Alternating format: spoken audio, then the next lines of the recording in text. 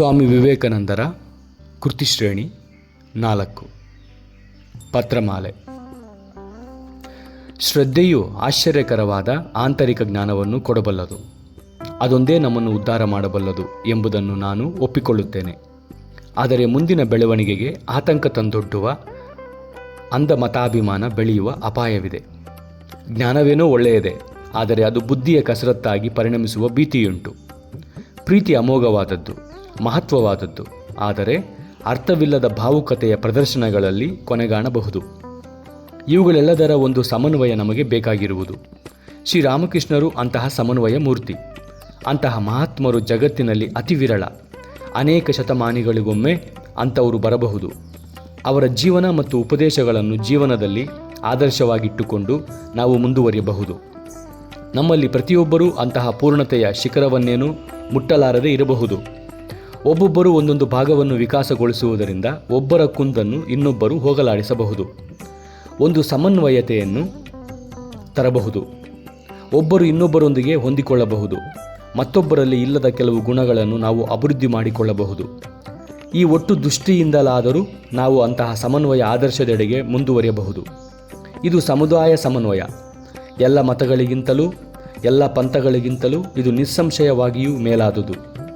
ಒಂದು ಧರ್ಮ ತನ್ನ ಪ್ರಭಾವವನ್ನು ಜನಸಮುದಾಯದ ಮೇಲೆ ಬೀರಬೇಕಾದರೆ ಉತ್ಸಾಹ ಅತ್ಯವಶ್ಯಕ. ಆದರೆ ಸಂಪ್ರದಾಯಗಳು ಹೆಚ್ಚಿ ಹೋಗುವ ಅಪಾಯದಿಂದ ಪಾರಾಗಬೇಕು. ಮತೀಯತೆ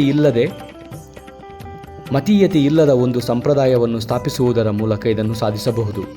ಇದರಿಂದ ಸಂಪ್ರದಾಯ ಧರ್ಮದ ಪ್ರಯೋಜನಗಳನ್ನು ಜೊತೆಗೆ ವಿಶ್ವಧರ್ಮದ ಔದಾರ್ಯವನ್ನು ನಾವು ಹೊಂದಬಹುದು. ದೇವರೇನೋ ಸರ್ವಾಂತರ್ಯಾಮಿಯಾದರೂ ಅವನು ಮಾನವ ಜೀವನದ ಮೂಲಕ ಮಾತ್ರ ನಮಗೆ ಗೋಚರವಾಗುವುದು. ಶ್ರೀರಾಮಕೃಷ್ಣರಷ್ಟು ಪೂರ್ಣತೆಯನ್ನು ಪಡೆದ ವ್ಯಕ್ತಿತ್ವ ಮತ್ತೊಂದಿಲ್ಲ. ಆ ಮಹಾಪುರುಷರ ಸಾನ್ನಿಧ್ಯವನ್ನು ನಾವು ಆಶ್ರಯಿಸಬೇಕು. ಆದರೂ ಪ್ರತಿಯೊಬ್ಬರೂ ಕೂಡ ತಮ್ಮ ಭಾವಕ್ಕೆ ಅನುಗುಣವಾಗಿ ಅವರನ್ನು ನೋಡುವ ಅವಕಾಶ ಕೊಡಬೇಕು. ಅವರನ್ನು ದೇವರೆಂದು ಬೇಕಾದರೆ ಕರೆಯಲಿ, ರಕ್ಷಕನೆನ್ನಲಿ, ಆಚಾರ್ಯನೆನ್ನಲಿ ಅಥವಾ ಮಹಾತ್ಮನೆನ್ನಲಿ, ತಮ್ಮ ಇಚ್ಛೆ ಬಂದಂತೆ ಕರೆಯಲಿ. ನಾವು ಸಾಮಾಜಿಕ ಸಮಾನತೆಯನ್ನಾಗಲಿ ಅಸಮಾನತೆಯನ್ನಾಗಲಿ ಬೋಧಿಸುವುದಿಲ್ಲ. ಆದರೆ ಪ್ರತಿಯೊಂದು ವ್ಯಕ್ತಿಗೂ ಸಮಾನ ಹಕ್ಕು ಇರುವುದೆಂದು, ಸ್ವತಂತ್ರ ಆಲೋಚನೆ ಮತ್ತು ನಡವಳಿಕೆ ಅವಕಾಶವಿರಬೇಕೆಂದು ನಾವು ಒತ್ತಿ ಹೇಳುತ್ತೇವೆ. ಏಕದೇವವಾದಿಯಾಗಲಿ ಅನೇಕ ದೇವವಾದಿಯಾಗಲಿ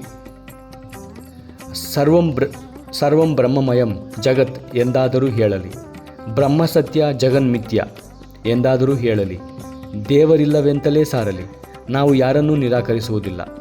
ವಿಶಾಲವಾದ ಮತ್ತು ಗಂಭೀರವಾದ ಶೀಲದ ಆದರ್ಶಕ್ಕೆ ಪ್ರಯತ್ನ ಪಡುವುದೇ ಶಿಷ್ಯನಾಗುವುದಕ್ಕೆ ಬೇಕಾದ ಏಕಮಾತ್ರ ಯೋಗ್ಯತೆ. ನಡವಳಿಕೆ, ಸ್ವಭಾವ, ಊಟ ಮಾಡುವುದು, ನೀರು ಕುಡಿಯುವುದು ಇವುಗಳನ್ನು ಹೇಗೆ ಮಾಡಬೇಕೆಂದು ನಾವು ಯಾವ ನಿಯಮಗಳನ್ನು ವಿಧಿಸುವುದಿಲ್ಲ. ಇದರಿಂದ ಇತರರಿಗೆ ತೊಂದರೆಯಾಗದಿದ್ದರೆ ಸರಿ. ಉನ್ನತಿಗೆ ಯಾವುದು ಆತಂಕಪ್ರಾಯವಾಗಿರುವುದೋ, ಯಾವುದು ನಮ್ಮನ್ನು ಅಧೋಗತಿಗೆ ಸೆಳೆಯುವುದೋ ಅವೆಲ್ಲ ಪಾಪ. ಯಾವುದು ಉನ್ನತಿಗೆ ಸಾಧನವಾಗಿ ಹೃದಯದ ಐಕ್ಯತೆಗೆ ಸಹಾಯವಾಗುವುದೋ ಅವೆಲ್ಲ ಪುಣ್ಯ. ಅವನವನ ಸ್ವಭಾವಕ್ಕೆ ಅನುಗುಣವಾಗಿ ಪ್ರತಿಯೊಬ್ಬನೂ ತನಗೆ ಸಹಾಯವಾಗುವ ಮಾರ್ಗವನ್ನು ಹುಡುಕಿ ಅದನ್ನು ಅನುಸರಿಸುವುದಕ್ಕೆ ಸ್ವತಂತ್ರವನ್ನು ಕೊಡುತ್ತೇವೆ. ಉದಾಹರಣೆಗೆ, ಮಾಂಸಾಹಾರ ಒಬ್ಬನಿಗೆ ಸಹಾಯ ಮಾಡಬಹುದು, ಫಲಾಹಾರ ಮತ್ತೊಬ್ಬನಿಗೆ ಸಹಾಯ ಮಾಡಬಹುದು. ಅವರವರ ವಿಶೇಷವನ್ನು ಅವರು ಇಟ್ಟುಕೊಂಡಿರಬಹುದು. ಆದರೆ ಮತ್ತೊಬ್ಬನನ್ನು ಟೀಕಿಸುವುದಕ್ಕೆ ಅವರಿಗೆ ಅಧಿಕಾರವಿರುವುದಿಲ್ಲ. ಯಾವುದು ಒಬ್ಬನಿಗೆ ಅನುಕೂಲವೋ ಅದೇ ಮತ್ತೊಬ್ಬನಿಗೆ ಪ್ರತಿಕೂಲವಾಗಿರಬಹುದು. ಒಬ್ಬನ ರೀತಿಯನ್ನು ಉಳಿದವರು ಅನುಸರಿಸಬೇಕೆಂಬ ನಿರ್ಬಂಧವಿರಕೂಡದು. ಕೆಲವರ ಪ್ರಗತಿಗೆ ಹೆಂಡತಿ ಅನುಕೂಲೆಯಾಗಬಹುದು, ಮತ್ತೆ ಕೆಲವರಿಗೆ ಅವಳು ಪ್ರತಿಕೂಲೆಯಾಗಬಹುದು. ಯಾರು ಮದುವೆಯಾಗಿಲ್ಲವೋ ಅವರು ಮದುವೆಯಾದವರನ್ನು ತಪ್ಪು ಮಾಡುತ್ತಿದ್ದಾರೆ ಎಂದು ಹೇಳಲು ಅಧಿಕಾರವಿಲ್ಲ. ತನ್ನ ನೈತಿಕ ಆದರ್ಶವನ್ನು ಇತರ ಸಹೋದರರು ಅನುಸರಿಸಬೇಕೆಂದು ಬಲಾತ್ಕಾರಿಸಕೂಡದು. ಪ್ರತಿ ಜೀವವೂ ದಿವ್ಯವಾದುದು. ಅದು ಬ್ರಹ್ಮ ಸ್ವರೂಪವೆಂದು ನಾವು ನಂಬುತ್ತೇವೆ. ಪ್ರತಿ ಜೀವವೂ ಕೂಡ ಅಜ್ಞಾನದ ಮೋಡದಿಂದ ಕವಿದುಕೊಂಡಿರುವ ಸೂರ್ಯನಂತೆ. ಒಂದು ಜೀವನಿಗೂ ಮತ್ತೊಂದು ಜೀವನಿಗೂ ಇರುವ ವ್ಯತ್ಯಾಸವು ಜೀವವನ್ನು ಮುಚ್ಚಿಕೊಂಡಿರುವ ಮೋಡದ ತರತಮದಲ್ಲಿದೆ. ಕೆಲವೆಡೆ ಮೋಡದ ಆವರಣ ಮಂದವಾಗಿರುವುದು, ಕೆಲವೆಡೆ ಮೋಡದ ಆವರಣ ತೆಳುವಾಗಿರುವುದು. ತಿಳಿದೋ ತಿಳಿಯದೆಯೋ ಈ ಭಾವನೆಯೇ ಸರ್ವಧರ್ಮಗಳ ತಳಹದಿ ಎಂದು ನಾವು ನಂಬುತ್ತೇವೆ.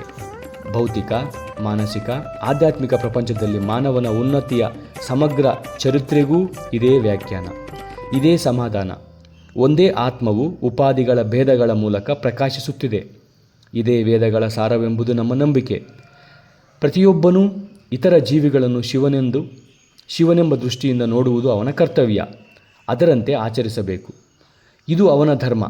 ಹಾಗಲ್ಲದೆ ಇನ್ನೊಬ್ಬರನ್ನು ದ್ವೇಷಿಸುವುದಾಗಲಿ, ಅಲ್ಲಗಳೆಯುವುದಾಗಲಿ, ನಿಕೃಷ್ಟ ದೃಷ್ಟಿಯಿಂದ ನೋಡುವುದಾಗಲಿ ಅಥವಾ ಇನ್ನೂ ಯಾವ ವಿಧದಿಂದಲೇ ಆಗಲಿ ಹಿಂಸಿಸಕೂಡದೆಂಬುದು ನಮ್ಮ ನಂಬಿಕೆ.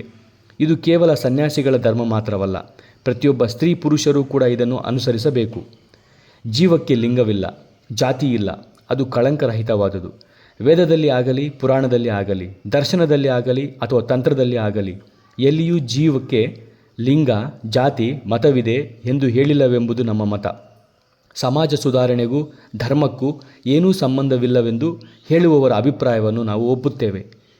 ಆದರೆ ಅವರೂ ಕೂಡ ಸಮಾಜದ ನೀತಿ ನಿಯಮಗಳನ್ನು ರಚಿಸುವುದಕ್ಕೆ ಧರ್ಮಕ್ಕೆ ಯಾವ ಅಧಿಕಾರವೂ ಇಲ್ಲವೆಂಬುದನ್ನು ನಮ್ಮೊಂದಿಗೆ ಒಪ್ಪಬೇಕು.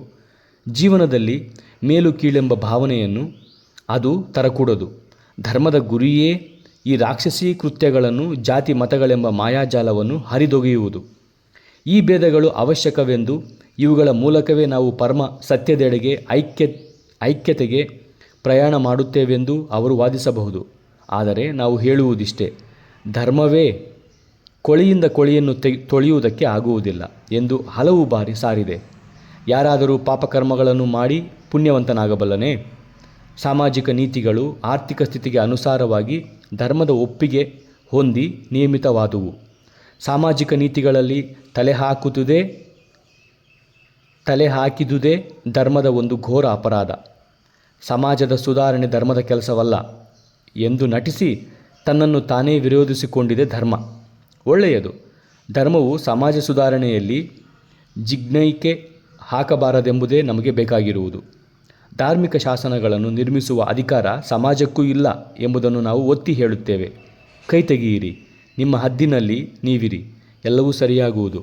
ಶಿಕ್ಷಣವೆಂದರೆ ಮೊದಲೇ ಮನುಷ್ಯನಲ್ಲಿ ಇರುವ ಪರಿಪೂರ್ಣತೆಯನ್ನು ಪ್ರಕಾಶಪಡಿಸುವುದು. ಧರ್ಮವೆಂದರೆ ಆಗಲೇ ಮಾನವನಲ್ಲಿ ಅಡಗಿರುವ ದಿವ್ಯತೆಯನ್ನು ಪ್ರಕಾಶಪಡಿಸುವುದು. ಆದ್ದರಿಂದ ಎರಡು ಪ್ರಸಂಗಗಳಲ್ಲಿಯೂ ಗುರುವಿನ ಕರ್ತವ್ಯ ಶಿಷ್ಯನ ವಿಕಾಸಕ್ಕೆ ಇರುವ ಆತಂಕಗಳನ್ನು ತೆಗೆಯುವುದು. ನೀವು ಈ ವಿಕಾಸವನ್ನು ತಡೆಯದೇ ಇರಿ. ನಾನು ಯಾವಾಗಲೂ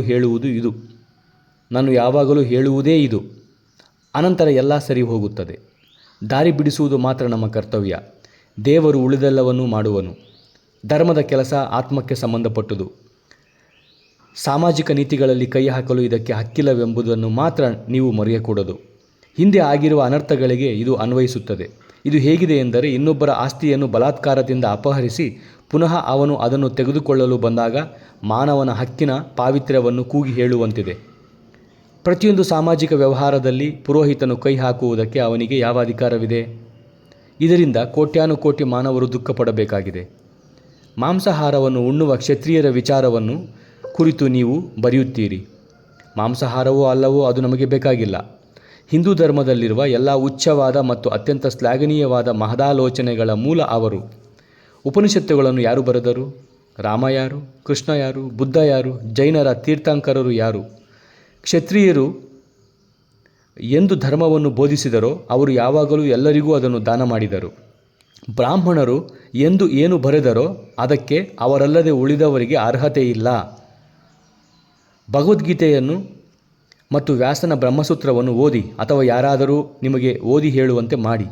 ಗೀತೆಯಲ್ಲಿ ಮುಕ್ತಿಯ ಪರಮ ಪದವನ್ನು ಹೊಂದಲು ಎಲ್ಲ ಸ್ತ್ರೀಯರಿಗೆ, ಎಲ್ಲ ಪುರುಷರಿಗೆ, ಎಲ್ಲ ಜಾತಿ ಮತಗಳವರಿಗೆ ಅಧಿಕಾರವಿದೆ ಎಂದು ಕೃಷ್ಣನು ಸಾರುತ್ತಾನೆ.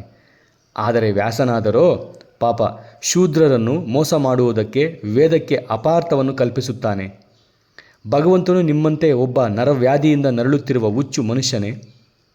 ಹರಿಯುತ್ತಿರುವ ಆತನ ಕೃಪಾಗಂಗೆಯನ್ನು ಒಂದು ಚೂರು ಮಾಂಸ ತಡೆಗಟ್ಟುವುದೇ? ಹೀಗಿದ್ದ ಪಕ್ಷದಲ್ಲಿ ಅವನಿಗೆ ಒಂದು ಕರಡು ಕಾಸಿನ ಬೆಲೆಯೂ ಇಲ್ಲ. ನನ್ನಿಂದ ನೀವು ಏನನ್ನೂ ಆಶಿಸಬೇಡಿ. ನಾನು ನಿಮಗೆ ಹಿಂದೆ ಹೇಳಿದಂತೆ ಭಾರತ ವರ್ಷದ ಉದ್ಧಾರ ಭಾರತೀಯರಿಂದಲೇ ಆಗಬೇಕಾಗಿದೆ. ಯುವ ಸಂತಾನರೇ, ಈ ಹೊಸ ಆದರ್ಶಕ್ಕೆ ನಿಮ್ಮ ಬಾಳನ್ನು ಅರ್ಪಿಸಿ. 100 ಮಂದಿ ಇದರಲ್ಲಿ ಉನ್ಮತ್ತರಾಗಬಲ್ಲಿರಾ? ಆಲೋಚನೆ ಮಾಡಿ, ವಿಷಯ ಸಂಗ್ರಹ ಮಾಡಿ, ಶ್ರೀರಾಮಕೃಷ್ಣರ ಜೀವನ ಚರಿತ್ರೆಯನ್ನು ಬರೆಯಿರಿ. ಪವಾಡಗಳಾವುದನ್ನು ಇಲ್ಲಿ ಸೇರಿಸಬೇಡಿ. ಅವರು ಬೋಧಿಸಿದ ತತ್ವಕ್ಕೆ ದೃಷ್ಟಾಂತವಾಗಿ ಜೀವನವನ್ನು ಬರೆಯಬೇಕು. ಅವರ ಜೀವನ ಮಾತ್ರವಿರಲಿ, ಅದರಲ್ಲಿ ನನ್ನನ್ನು ಅಥವಾ ಮತ್ತಾವ ಶಿಷ್ಯನನ್ನಾದರೂ ತರಬೇಡಿ. ಅವರು ಮಾಡಿದ ಉಪದೇಶವನ್ನು ಅವರ ಚರಿತ್ರೆಯ ಮೂಲಕ ಜಗತ್ತಿಗೆ ಕೊಡುವುದು ನಿಮಗೆ ಮುಖ್ಯ ಗುರಿಯಾಗಿರಬೇಕು. ನಾನು ಅಯೋಗ್ಯನಾದರೂ ನನ್ನಿಂದ ಒಂದು ಕಾರ್ಯವಾಗಬೇಕಾಗಿತ್ತು. ಅದೇ ನನ್ನ ವಶಕ್ಕೆ ಕೊಟ್ಟಿದ್ದ ರತ್ನದ ಪೆಟ್ಟಿಗೆಯನ್ನು ನಿಮಗೆ ತಲುಪಿಸುವುದು. ಅದನ್ನು ನಿಮಗೆ ತಕ್ಕೆ ಕೊಡಬೇಕು. ಕಾರಣವಿಷ್ಟೇ: ಕಪಟಿಗಳು, ಅಸೂಯಾಪರರು, ಗುಲಾಮರು, ಹೇಡಿಗಳು ಮತ್ತು ಕೆಲವು ಚಾರ್ವಾಕರು ಏನೂ ಮಾಡಲಾರರು. ಅಸೂಯೆ ಎಂಬುದು ನಮ್ಮ ದೇಶದ ಹುಟ್ಟುಗುಣ, ಸಹಜವಾದುದು. ಈ ಅಸೂಯೆ, ದ್ವೇಷ ಇಲ್ಲಿ ತುಂಬಿರುವುದರಿಂದಲೇ ದೇವರಿಗೆ ಅಷ್ಟೊಂದು ಶಕ್ತಿ ಇದ್ದರೂ ಕೂಡ ಏನೂ ಮಾಡಲಾರ. ನನ್ನ ಕರ್ತವ್ಯವೆಲ್ಲವನ್ನು ಮಾಡಿ ನಾನು ಈಗ ಕಾಲವಾಗಿ ಮಾಯವಾಗಿ ಹೋಗಿರುವೆನು ಎಂದು ಭಾವಿಸಿ, ಕೆಲಸವೆಲ್ಲ ನಿಮ್ಮ ಹೆಗಲ ಮೇಲೆ ಬಿದ್ದಿದೆ ಎಂದು ತಿಳಿಯಿರಿ. ನಮ್ಮ ತಾಯ್ನಾಡಿನ ಯುವಕರೇ, ಈ ಮಹಾಕಾರ್ಯವನ್ನು ಮಾಡಲು ದೇವರು ನಿಮ್ಮನ್ನು ನೇಮಿಸಿರುವನು ಎಂದು ತಿಳಿಯಿರಿ. ಸೊಂಕ ಕಟ್ಟಿ ಈ ಪವಿತ್ರ ಕಾರ್ಯಾರಂಭಕ್ಕೆ ದೇವರು ನಿಮ್ಮನ್ನು ಹರಿಸಲಿ. ನನ್ನನ್ನು ಬಿಡಿ, ಸಂಪೂರ್ಣವಾಗಿ ಮರೆತು ಬಿಡಿ.